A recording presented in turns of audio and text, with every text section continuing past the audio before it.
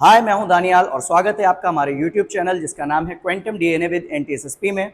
जहां बायोलॉजी में हम लोग बात कर रहे थे sexual reproduction in flowering plants की, जो चैप्टर नंबर 1 है क्लास 11th का। तो इसमें आज हमारे साथ सारे क्वेश्चंस में जो सीबीएसई सैंपल पेपर्स में और नीट में आए हुए क्वेश्चंस हैं, उन सारे क्वेश्चंस को डेट बाय डेट हम लोग सॉल्व करेंगे। तो अभी सबसे पहले अगर हम लोग देखें, यहाँ पर हमारे पास पहला क्वेश्चन दे रखा है, which among of the following terms best describe A typical angiosperm anther.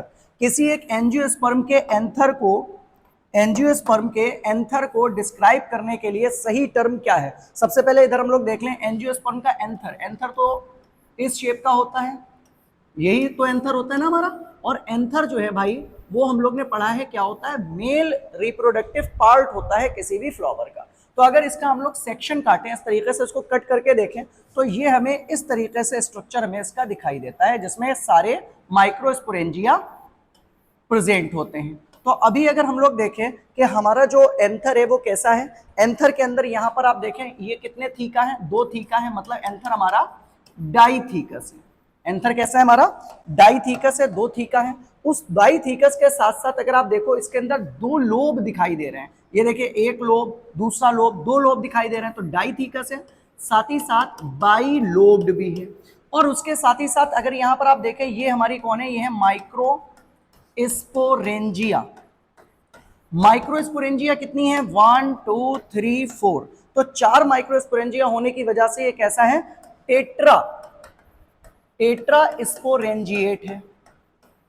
तो अभी हमसे यहाँ पर क्वेश्चन इन्होंने 4 ऑप्शंस दिए और पूछा है कौन सा ऑप्शन यहाँ पर सही है। तो आप अगर ध्यान से देखो थोड़ा सा, इसमें पहला कह रहा है मोनोथीकस बाइलोब माइक्रोस्पोरेंजिएट, नहीं भाई मोनोथीकस नहीं, डाईथीकस होता है। दूसरे में कह रहा है डाईथीकस ठीक है, बाइलोब ठीक है, बाई स्पोरेंजिएट मतलब 2 स्पोरेंजिया है, यहाँ पर कितनी स्पोरेंजिया है, 4।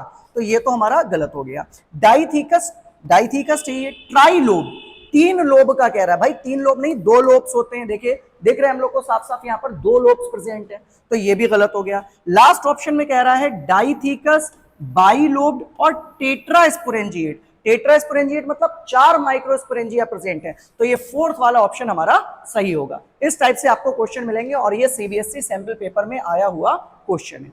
नेक्स्ट क्वेश्चन देखिएगा, नेक्स्ट क्वेश्चन हमारा सीबीएसई सैंपल पेपर का ही क्वेश्चन है, जिसमें कहा गया है आइडेंटिफाई द इनकरेक्ट स्टेटमेंट। इनमें से कौन सा स्टेटमेंट गलत है उसको आइडेंटिफाई करना है, किसके रिगार्डिंग, पोलन ग्रेन के रिगार्डिंग।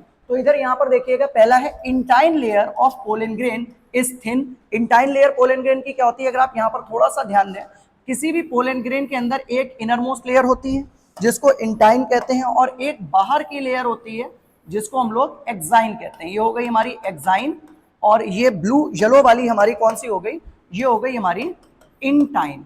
इंटाइन बनी होती है पेक्टिन की और सेलुलोज की, और एक्साइन हमारी बनी होती है किसकी, एक्साइन बनी होती है किस चीज की बनी होती है, एक्साइन स्पोरोपोलेनिन की, स्पोरोपोलेनिन की। तो अभी अगर हम लोग यहाँ पर ध्यान से देखें, हमसे पूछा गया है intine layer of pollen grain is thin, intine layer पतली है, बिल्कुल सही है। कॉन्टिन्यूअस है, देखिए कॉन्टिन्यूअस है, जबकि एक्साइन कैसी है, एक्साइन हमारी कॉन्टिन्यूअस नहीं है। उसके बाद मेड अप ऑफ किसकी बनी है, सेलुलोज और पेक्टिन की, बिल्कुल सही है। इंटाइन किसकी बनी है, सेलुलोज और पेक्टिन की बनी है। तो पहला ऑप्शन तो ठीक है। इसमें इन्होंने पूछा हमसे इनकरेक्ट स्टेटमेंट, लेकिन ये तो करेक्ट स्टेटमेंट है। दूसरे में देखेंगे, इन मेजॉरिटी ऑफ एंजियोस्पर्म, ज्यादातर एंजियोस्पर्म पौधों में pollen grains are shed in 3 celled stage. ज्यादातर पौधों में जो पोलन ग्रेन्स होते हैं वो 3 सेल्ड स्टेज पर निकलते हैं। अगर आप यहां पर थोड़ा सा ध्यान देखें, जो पोलन ग्रेन्स होते हैं उनमें 2 स्टेजेस होती हैं शेडिंग की, एक होती है 2 सेल्ड और एक होती है 3 सेल्ड। एनसीईआरटी में साफ साफ लिखा है, अगर आप एनसीईआरटी खोलकर देखो, कि जो हमारे 60%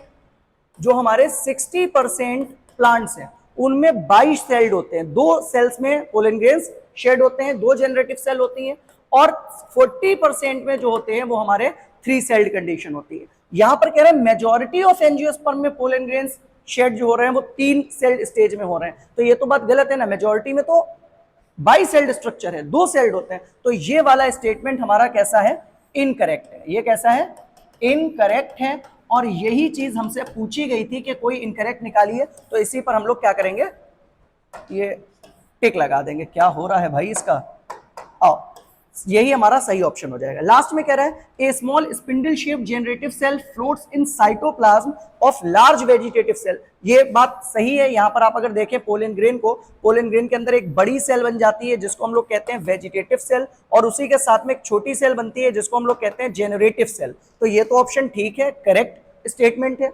और लास्ट में कह रहा है sporopollenin is responsible for the ability of pollen grain be preserved as fossils. मतलब पोलन ग्रेन को फॉसिलाइजेशन करने के लिए, फॉसिल्स की फॉर्म में जमा रखने के लिए स्पोरोपोलिन का यूज किया जाता है। तो स्पोरोपोलिन एक्साइन स्पोरोपोलिन की बनी होती है और ये थर्मो रेजिस्टेंट होती है। तो ये टॉपिक बिल्कुल सही है, ये वाला स्टेटमेंट भी बिल्कुल सही है। सिर्फ गलत कौन सा था, ये बी वाला ऑप्शन हमारा गलत था, इसको हम लोग को टिक कर देना है। नेक्स्ट क्वेश्चन देखिएगा। नेक्स्ट क्वेश्चन में हमसे पूछा है, थर्ड क्वेश्चन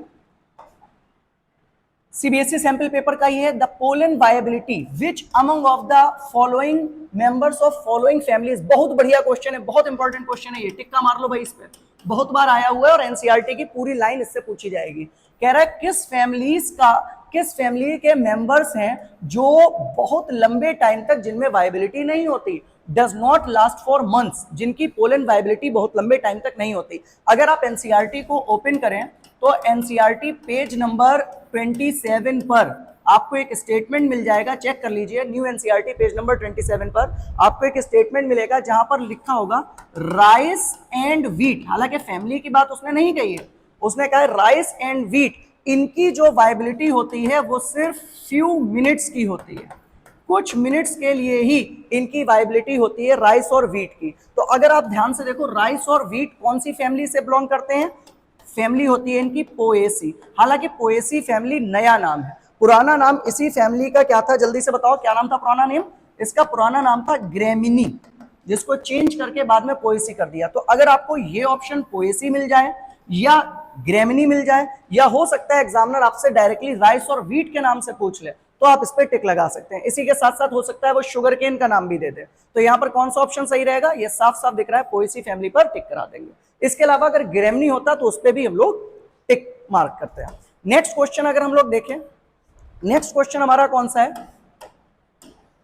क्वेश्चन 4, ये नीट 2016 में आया हुआ क्वेश्चन है, ठीक है, और बहुत अच्छा सा क्वेश्चन है। The innermost layer of anther wall that provide nourishment to the developing pollen grain. Pollen grain जो डेवलप हो रहे हैं उनको नरिशमेंट देने के लिए कौन सी इनर मोस्ट लेयर होती है एंथर की, कौन सी कहलाती है? जल्दी से देखो जरा एंथर का एक्सटर्नल स्ट्रक्चर। ये क्या बना दिया भाई, ये तो कुछ और ही बन गया। इधर देखो जरा, ये रहा हमारा एंथर का इनरमोस्ट स्ट्रक्चर, ये रही इनरमोस्ट लेयर। और इन इनरमोस्ट लेयर के ऊपर 3 लेयर्स और होती हैं, आपको पता है, ठीक है, इनके ऊपर कुछ लेयर्स और होती हैं। सबसे बाहर वाली कहलाती है एपिडर्मिस, उसके बाद होती है एंडोथीसियम,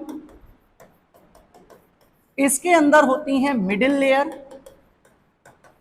और मिडिल लेयर के अंदर सबसे जो इनर मोस्ट होती है वो हमारी कहलाती है, क्या कहलाती है? जल्दी से नाम बोलिए इसका, टेपिटम।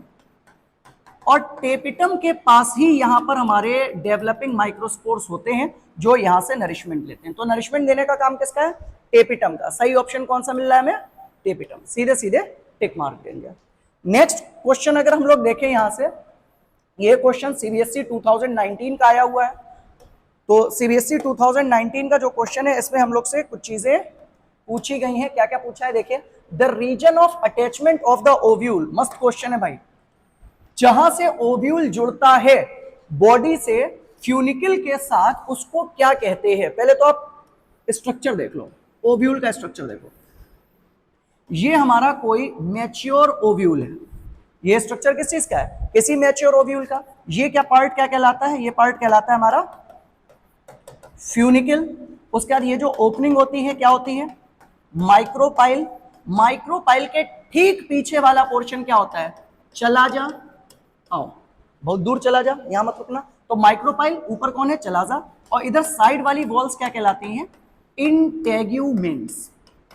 तो अभी बाकी पूरा लेबलिंग नहीं कर रहे हैं, मेन पार्ट हमने लेबल कर दिए। जहां से फ्यूनिकल खत्म होता है और जहां से हमारा ओव्यूल मेन जुड़ा होता है, इस पार्ट को कहते हैं हाइलम। तो जहां पर जुड़ा हुआ है हमारा फ्यूनिकल और पूरा ओव्यूल, उस पार्ट को क्या कह रहे हैं, हाइलम कह रहे हैं। तो उसने यही पूछा है कि अटैचमेंट पॉइंट ओव्यूल बॉडी का कौन सा होता है। पहला ही ऑप्शन सही है, हाइलम। पहला ऑप्शन सही है, कौन सा, हाइलम। माइक्रोपाइल ये रहा, ये तो अटैचमेंट के साथ नहीं है, चलाजा पीछे है उसके, और न्यूसेलस ये पूरा इंटरनल पोर्शन क्या कहलाता है आपका, न्यूसेलस कहलाता है। समझ में आ रहा है आपको क्वेश्चन बढ़िया करके। नेक्स्ट क्वेश्चन देखिएगा, नेक्स्ट क्वेश्चन नीट 2016 का है। वीडियो लंबी हो रही है क्या, कितने मिनट्स की वीडियो हो गई। आइए तो अगला क्वेश्चन देखते हैं, नीट 2017 का है। अभी ऐसे 10 क्वेश्चन हमारे पास और हैं, लेकिन वीडियो थोड़ी ज्यादा लंबी हो रही है, टाइम की कमी है, अभी बैच भी है, तो उस वजह से ये वीडियो 5 क्वेश्चन पर ही रोक रहे हैं। बचे हुए 5 क्वेश्चन आपको नेक्स्ट पार्ट में कल मिल जाएंगे, तो बाकी क्वेश्चंस को हम लोग कल सॉल्व करेंगे। अभी क्वेश्चंस और हैं, लेकिन टाइम थोड़ा सा कम है, इस वजह से इन क्वेश्चंस को यहीं पर छोड़ रहे हैं। आप ये 5 क्वेश्चंस को देखिए और बताइए कितने क्वेश्चन आप इसमें कर सकते थे। बाकी के बचे हुए क्वेश्चन नेक्स्ट पार्ट में करेंगे, क्योंकि टाइम कम है और बहुत जल्दी जल्दी क्वेश्चन को उड़ाने से कोई फायदा नहीं है। फिर मिलते हैं हम लोग नेक्स्ट वीडियो में। जब तक के लिए ये सारे क्वेश्चंस को देखिए, समझिए और उनको अच्छे तरीके से परफॉर्म भी करिए। Thank you.